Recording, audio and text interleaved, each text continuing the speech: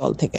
এবং ধরেন এই সমাপা, আমার এখানে দুইটা প্রশ্ন আছে। একটা প্রশ্ন হচ্ছে, আমরা বিএনপির আয় দেখতে পাচ্ছি 1 কোটি থেকে 5 কোটি বা 6 কোটি, আমি যদি এরকমও ধরি, এটা রাফ হিসাবে আপনারা যে আয়টা দেখাচ্ছেন, কিন্তু আমরা দেখতে পাই কিন্তু বিএনপির মতো বড় দলের একটা বড় সভা, মানে বিভাগীয় সভা হোক, কোনো একটা নগর কেন্দ্রিক একটা সভা হোক, সেই সভাতেও কখনো কখনো এর চেয়ে বেশি টাকা খরচ হয় বলে কেউ কেউ আমাদের বলে থাকেন। আর দ্বিতীয় প্রশ্ন হচ্ছে, আপনি এটা ঠিকই বলেছেন, রাজনীতি এখন একটা ব্যয়বহুল ব্যাপার হয়ে দাঁড়িয়েছে। তার ফলে কি এখন শুধু আপনারা যারা বড় লোক আছেন তারাই শুধু রাজনীতি করবেন, আমরা রাজনীতিতে আসতে পারবো না? না না, অবশ্যই না, আমি নিজেকে বড় লোক বলছি না, আমার একটা আয়ের উৎস আছে। বাট তো আপনার তো এখন না না, এখন ব্যাপার হচ্ছে কি, শুনেন আমি বলি। এখানে আপনার যে কোনো একটা পাবলিক মিটিং করতে হলে বা যে কোনো একটা সভা করতে হলে অবশ্যই সেখানে টাকার খরচ হয়। সেখানে অনেকে ব্যক্তিগত পর্যায় থেকে কন্ট্রিবিউট করে, যারা অ্যাফোর্ড করতে পারে দলকে কন্ট্রিবিউট করে, যারা দলের অ্যাক্টিভলি দল করে, তার নিজের থেকেই করে। প্রিয় দর্শক, আসসালামু আলাইকুম। আজকে আমাদের মাঝে উপস্থিত আছেন বিএনপির কেন্দ্রীয় নেতা শ্যামা ওবায়েদ এবং হাসনাত কাইয়ুম খালেদ মহিউদ্দিনের টকশোতে। চলুন আমরা শুনে আসি তাদের এই টকশোটি। এই টকশোটিতে এমন কিছু গোপন তথ্য এসেছে যা শুনলে আপনারা অবাক হয়ে যাবেন, এবং আপনারা আমার এই চ্যানেলটি সাবস্ক্রাইব করে এরকমের আরও ভালো ভালো তথ্য পেতে আমাদের সাথে থাকুন। করে এটা যদি আপনি এটা এটা দলকে ভালোবেসে করে, দলের নেতা হিসেবে করে, দলের কর্মী হিসেবে করে, অনেকেই করে। এখন আপনার কিন্তু আপনার হাসিনা যাওয়ার আগে পরে সব মিলিয়ে যদি আপনি ধরেন, গত কয়েক বছরে কিন্তু বিএনপি প্রত্যেকটা সবাই কিন্তু আমি যত নলেজে আছে আমার, যে এটা যে সেন্ট্রাল থেকে যে টাকা দেওয়া হয়েছে বিভিন্ন জায়গা থেকে লোক আসার জন্য বা অঙ্গ সঙ্গ, তা কিন্তু নয়। অনেকে কিন্তু নিজের পকেটের পয়সা খরচ করেও তখন এসেছে। আমি জানি সেটা ব্যক্তিগতভাবে। হ্যাঁ, আমার বিভাগে আমি বলতে পারি যারা অনেকে এসছে, কিন্তু সেটা দলকে ভালোবেসে এসছে, একটা আন্দোলন চলছে সেই জন্য এসছে, এবং সেই স্পিরিট নিয়ে কিন্তু অনেকে এসছে। ওকে, এবং নিজের বাগাইটের পয়সা খরচ করেছে। সেটা ঠিক, কিন্তু যখন আপনারা ক্ষমতায় যাওয়ার কাছাকাছি বা ক্ষমতা যাওয়ার দৌড়ে আছেন, তখন কিন্তু একটু ম্যাট্রিক্সটা চেঞ্জ হয়।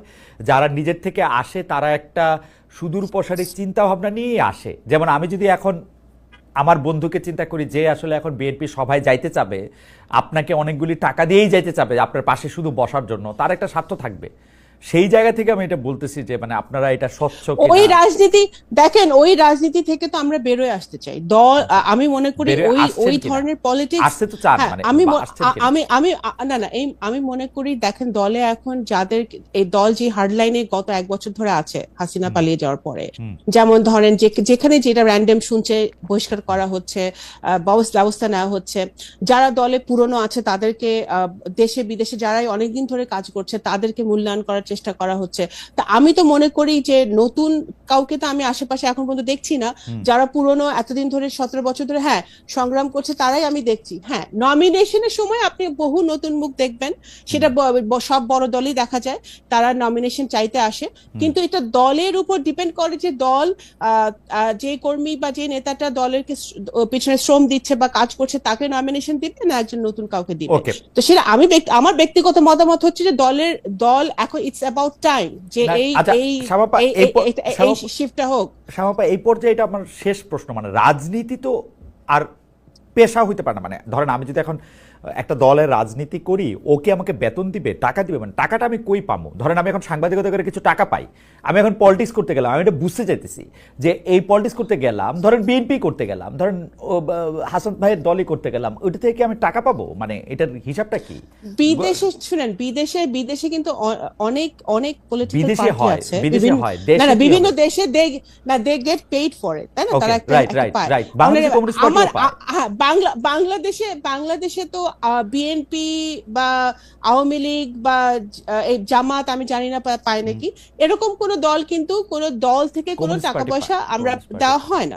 কমিউনিস্ট পার্টি পায়, ভালো কথা, দেয়ার লাকি, তারা পায়। কিন্তু বিএনপির মতো এত বড় দলে একটা দল মেনটেন করা, সেখানে তো এখানে দল থেকে তো এরকম কিছু হয় না। বাট আমি মনে করি পলিটিক্স কখনো পেশা হতে পারে না। পলিটিক্স অফকোর্স আমরা প্যাশন থেকে করি। এই লোকটা চলবে কি করে? এই লোকটা ঘরের মানে বউ বাচ্চারা খাওয়াবে কি করে? না একজন শিক্ষক রাজনীতি করছে না, একজন ডাক্তার রাজনীতি করছে না, একজন ইঞ্জিনিয়ার রাজনীতি করছে না। ওকে, আমি সবাই তো এক ব্যবসায়ী রাজনীতি করছে, তাকে একটা পেশা হিসেবে তো একটা কিছু থাকতে মানে হবে। ও একটা পেশা হিসেবে একটা কিছু থাকতে হবে। হ্যাঁ ডেফিনেটলি, কারণ রাজনীতি যেমন ছাত্র দল, আমি দেখেছি যে ছাত্র দলের ছাত্রদের তো টাকা পয়সা থাকার কথা না, ছাত্ররা কিভাবে চলবে, ছাত্র রাজনীতি করবে কিভাবে? ছাত্র দল আই থিঙ্ক সেটা দলের দেখা উচিত যে তাদের আমি এই জায়গায় একটু আপনার এই জায়গায় আপনার একটু আটকাই এবং এই প্রশ্নটা করি, আপনাদের দলীয় প্রধানের পেশা কি তাহলে আসলে?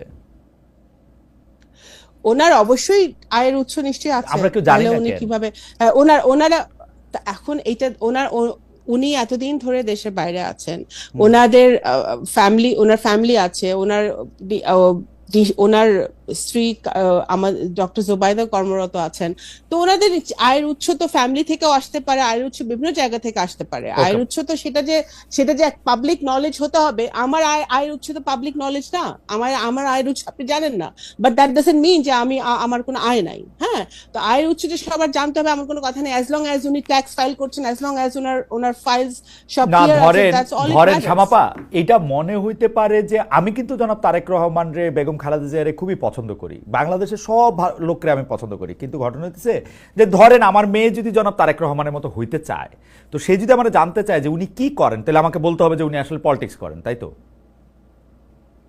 না ওনার আয়ের উৎস ওনার ফ্যামিলি থেকে আসে নিশ্চয়ই, ওনার ফ্যামিলি থেকে আসে নিশ্চয়ই, সেটা তো অবশ্যই আরো ভয়ঙ্কর হলো, ও তাহলে আমার থেকে টাকা নিয়ে রাজনীতি করবে, তাই তো?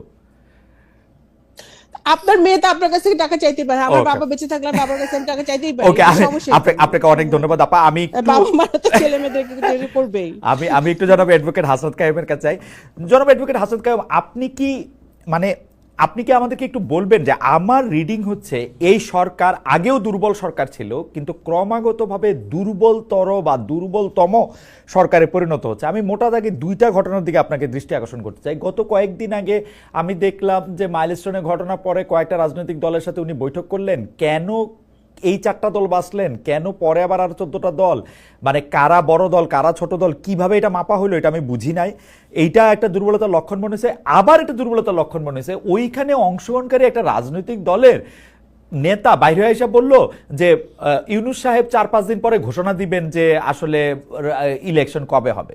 পরে আবার আমরা এটার কিছুই শুনলাম না। আমরা ইউনূস সাহেব সম্পর্কে এরকম কথা আরও শুনছিলাম, এনসিপি বলছিল যে ইউনূস সাহেব পদত্যাগ করতে চান। তো আরো দুর্বল আমার কাছে মনে হইতেছে, আপনি দেখবেন যে এই সরকারের একজন উপদেষ্টা, এই